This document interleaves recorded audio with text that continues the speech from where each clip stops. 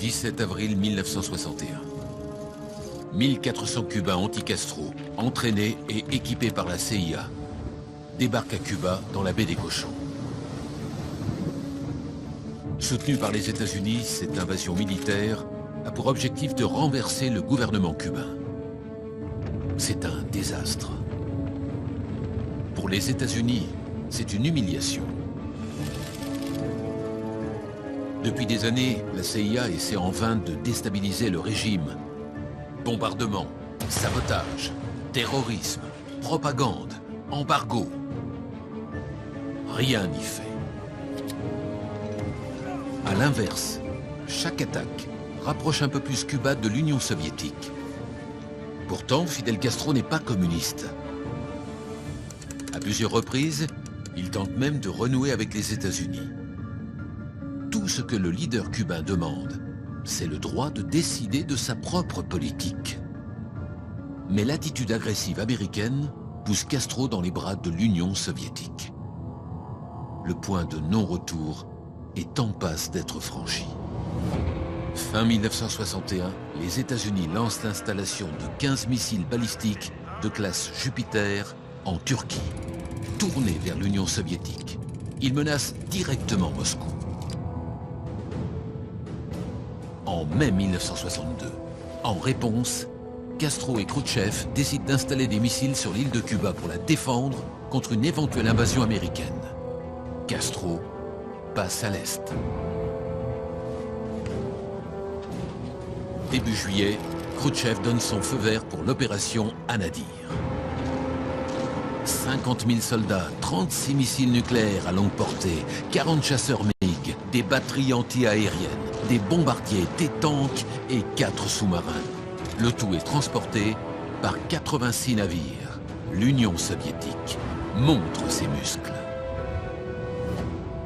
Hautement stratégique, cette opération est placée sous secret défense. Durant les premières semaines, les États-Unis ne se rendent compte de rien.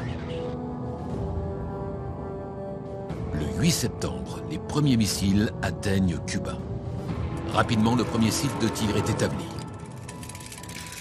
Le 28, un avion de reconnaissance de l'US Air Force repère un navire de transport. Sur le pont du cargo, il photographie des pièces d'avion qui semblent être celles de bombardiers. Les États-Unis sont alors persuadés que les Soviétiques acheminent à grands frais des armes nucléaires. Mais pour l'instant, ils ne peuvent rien prouver.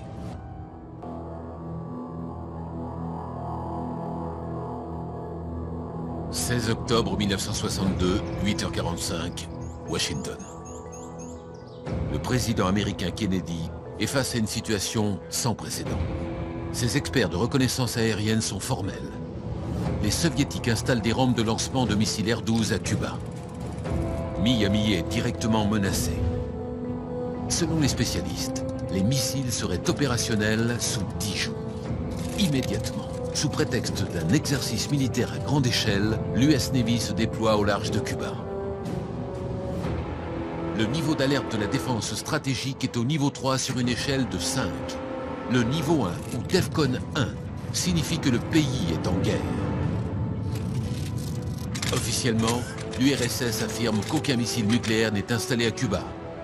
Pourtant, dans les jours qui suivent, des avions de reconnaissance U-2 photographient d'autres sites de lancement et ils semblent opérationnels.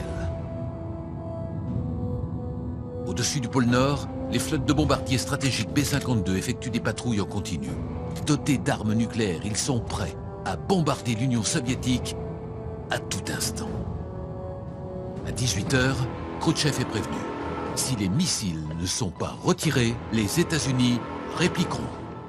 19h, Kennedy s'adresse à la nation. Il annonce que les États-Unis ne resteront pas sans rien faire et qu'il place Cuba en quarantaine. Le 23 octobre, l'armée cubaine est sur le pied de guerre. En Europe, les forces armées soviétiques sont en état d'alerte. À 18h51, Kennedy informe Khrouchtchev. Il faut que les deux camps fassent des efforts pour éviter que tout incident n'éclate. 24 octobre, un blocus naval américain de 800 km est en place et effectif au large de Cuba. Officiellement, il ne s'agit toujours que d'une quarantaine. les premiers cargos soviétiques arrivent sur zone. Face à l'imposante flotte américaine, ils ralentissent ou stoppent leurs machines. Ceux transportant les derniers missiles nucléaires reçoivent l'ordre de faire demi-tour. La tension est extrême. Le moindre dérapage peut mettre le feu aux poudres. Sous l'eau, invisibles, les sous-marins soviétiques défient les navires de guerre américains. Khrouchtchev écrit à Kennedy: « Le blocus est une agression. Il va l'ignorer et continuer. » 22 heures. Les États-Unis se préparent à une guerre imminente. Le niveau d'alerte de la défense passe de DEFCON 3 à DEFCON 2. Dans leur silo, 145 missiles nucléaires sont préparés à être lancés en moins de 30 minutes. La Chine affirme son soutien à l'URSS. Le monde est au bord d'une guerre entre deux superpuissances nucléaires. Le 26 octobre, Khrouchtchev propose un compromis. Il est prêt à renoncer à défendre Cuba si les États-Unis promettent de ne jamais envahir l'île. Le même jour, sans avoir connaissance de cette proposition, Robert Kennedy, le frère du président, propose le retrait des missiles américains de Turquie en échange du démantèlement des installations soviétiques à Cuba. Au bord de l'abîme, une solution diplomatique se dessine. Si Kennedy saisit l'opportunité, la crise peut être encore désamorcée. Mais le 27 octobre, un avion espion U-2 est abattu au-dessus de Cuba. Khrouchtchev ordonne immédiatement au commandant soviétique de ne plus tirer. Kennedy garde son sang-froid et calme son état-major. Plus grave, au cœur du blocus, le sous-marin B-59 vient d'être détecté. Il est poursuivi par 11 destroyers et un porte-avions de l'US Navy. Les Américains lancent des grenades sous-marines d'entraînement pour le contraindre à faire surface. Ces grenades sont inoffensives, mais ça, le commandant soviétique l'ignore. Sans nouvelles de Moscou depuis 24 heures, ses officiers hésitent et ne sont pas d'accord. La guerre a-t-elle éclaté? Selon la procédure, en cas d'attaque, ils doivent riposter avec une torpille spéciale. Une torpille nucléaire. L'arme est chargée dans le tube lance-torpille. L'équipage est prêt à faire feu sur un navire américain et à déclencher la Troisième Guerre mondiale. Mais au dernier moment, le commandant décide de ne pas tirer. Au matin du 28 octobre, l'humanité est toujours là. La veille, le président Kennedy a accepté la proposition soviétique. À 9 h sur Radio Moscou, Khrouchtchev annonce le démantèlement des missiles présents à Cuba. Fidel Castro, abandonné par son allié, est furieux. Kennedy déclare publiquement que les États-Unis n'envahiront jamais Cuba. C'est une énorme concession. Il promet secrètement à Khrouchtchev qu'il retirera ses missiles de Turquie. Une décision considérée comme une faiblesse par une partie de son état-major. Les deux dirigeants, chacun soumis à la pression militariste de leur entourage, ont su garder leur sang-froid et leur bon sens. Tout au long de la crise, ils n'ont cessé de communiquer entre eux. La crise des missiles de Cuba est le seul moment dans notre histoire où le stade DEFCON 2 a été atteint.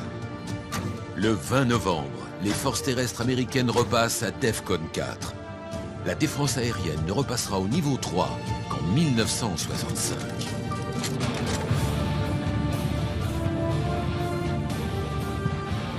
Cette crise a rappelé au monde la réalité en le plongeant au bord d'une guerre totale. Dès août 1963, une liaison permanente entre le Kremlin et la Maison-Blanche est installée. C'est le téléphone rouge. En mai 1972, les accords SALT I limitent les armements stratégiques nucléaires. Les deux superpuissances s'engagent à restreindre le nombre d'armes atomiques. Aujourd'hui, il existe encore plus de 15 000 armes nucléaires. En 2016, la France, les États-Unis, le Royaume-Uni, la Russie et Israël ont voté contre une résolution de l'ONU visant à faire avancer les négociations sur le désarmement nucléaire. Néanmoins, 123 États ont voté pour, ce qui fera de 2017 l'année de la négociation. Mais ceci est une autre histoire.